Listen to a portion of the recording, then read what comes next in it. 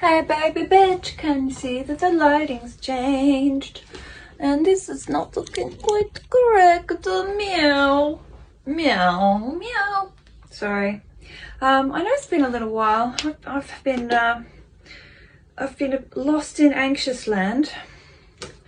And panic attacks and all that shit. But also I was a little bit preoccupied with other things that I was doing. But I'm back because the world needs some Hawks beams and love lights, and hopefully, even in my self-induced anxious psychosis, I can provide some modicum of comfort, relief, and optimism and self-empowerment and, you know, all that good stuff. And, you know, isn't it funny? I was just thinking to myself just then as I was saying the words, I don't know how performative I'm being. Like, when I'm on camera, there's a certain level of, like, certain personality traits come out, certain ways of communicating. And, you know, even though I do talk to myself like this in private while I'm on my own, I also, you know, like when a camera goes on, you do kind of have there's a sense of performative, you know, that you feel you need to express a point or to get a certain level or energy across to an audience who's watching you. And it's really hard to extricate yourself from that performative narrative that you have in your head. So yeah, just being aware of that. But maybe I'm just being too hyper aware of that, and it's not really a big deal. It's not like, you know, like even if I'm, you know, being a little bit more or, you know, accentuating certain characteristics on camera, it doesn't mean that I'm a bad person, that I'm being fake or whatever, does it?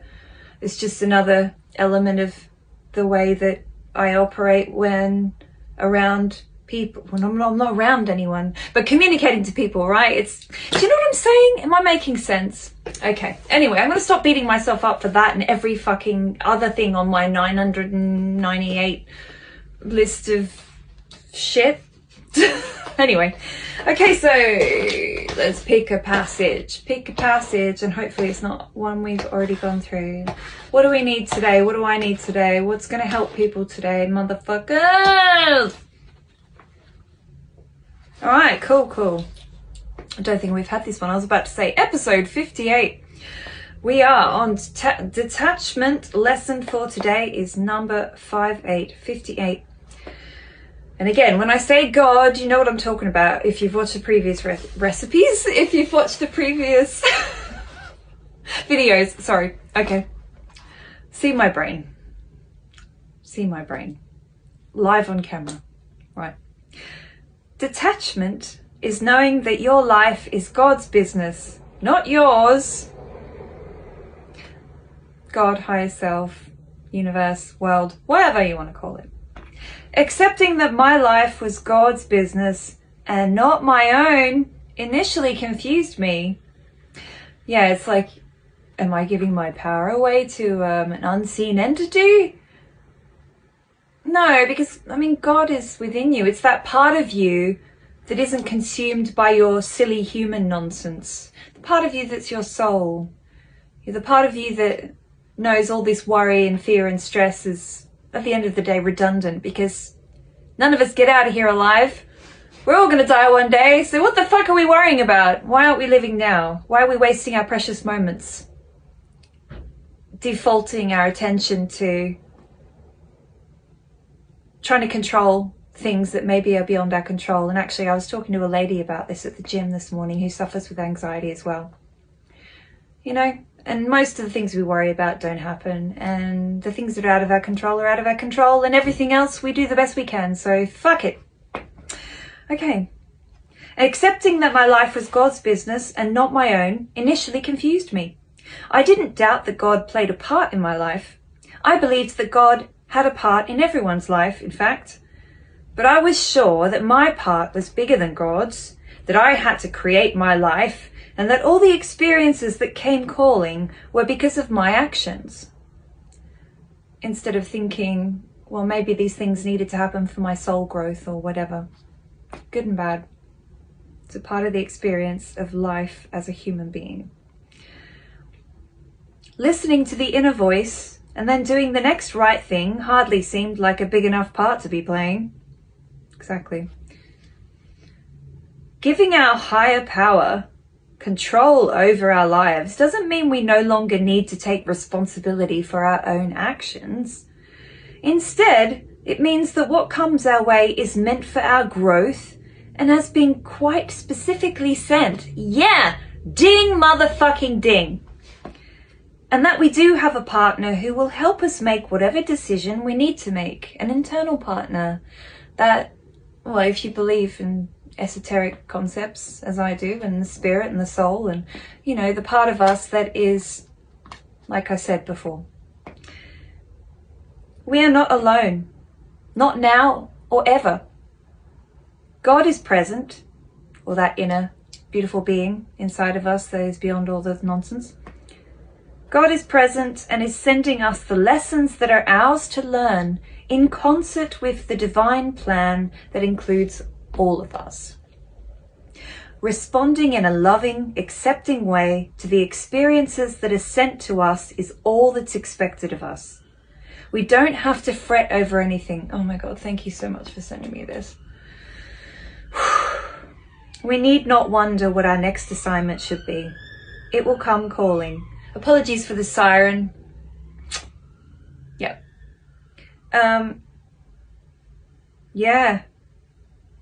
It will come calling. So life is going to happen regardless of what we think about it, how we feel about it. You know, life is going to keep coming and keep coming and keep coming. And those challenges and those obstacles and those blessings and those beautiful moments, I mean, they're all going to happen simultaneously, or, you know, one after the other, whatever, you know, like things go up, things go down. It's the nature of reality. It's the balance of polarities.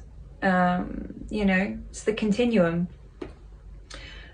And you've got to take the good with the bad, the rough with the smooth. And from first-hand experience, trying to exercise so much control in the mind and letting the mind, you know, try to control a set of circumstances or outcomes, and wanting to seek clarification and reassurance that we're going to be safe and that everything's going to be okay.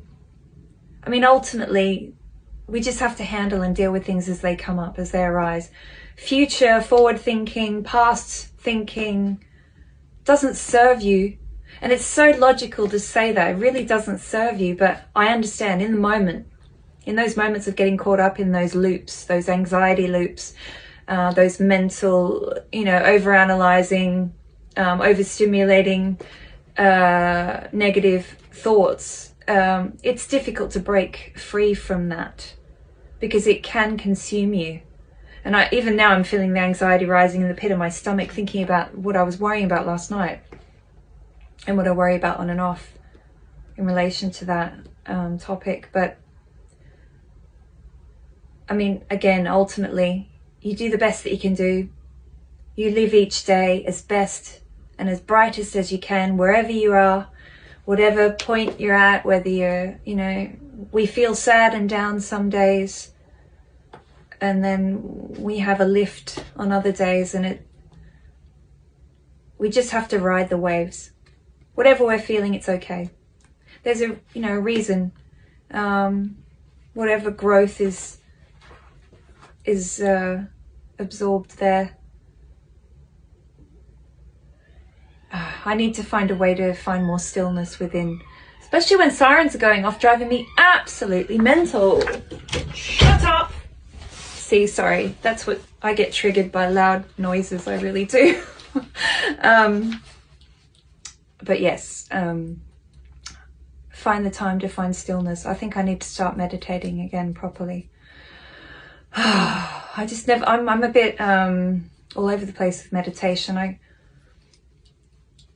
There was a time when I just listened to solfeggio frequencies and just, you know, lie down and they would take me somewhere. My body would, you know, buzz and hum with a different energy, and I'd feel like my third eye vibrating, and on a good one I would anyway. These days, yeah, I've got so many fears and worries and stresses that I perceive, and then I spin out of control and I I forget that I need to just take slow and steady steps towards peace and stillness, in spite of the storms and the obstacles, whether perceived or real. It's about finding that stillness within, that balance, and knowing that ultimately everything is okay and that you will be okay. Oh my God. Yeah. Also, my father has sent me some emails with transcribed writings from my grandmother, Rita, who fled Latvia with her husband, my grandfather, Alexander, who I'm named after. My middle name is Alexandra. But they fled Latvia during World War II, with the Russian occupation and all the war stuff. And reading her words that Dad's translated from her writings. I think she had them published in a Canadian magazine after grandfather died in the late 80s, in the mid 80s. And her words are so full of longing and sadness, but also the poignancy of nostalgia and memory, sweet memories of her homeland and of sweeter times, and the beautiful memories that she instilled on the pages in her words are just magical. And I just felt so honored and privileged to read them, the translations. You know, we all have our sufferings and we can all get through them. So I'll leave you with that. Have a good day. Lots of love.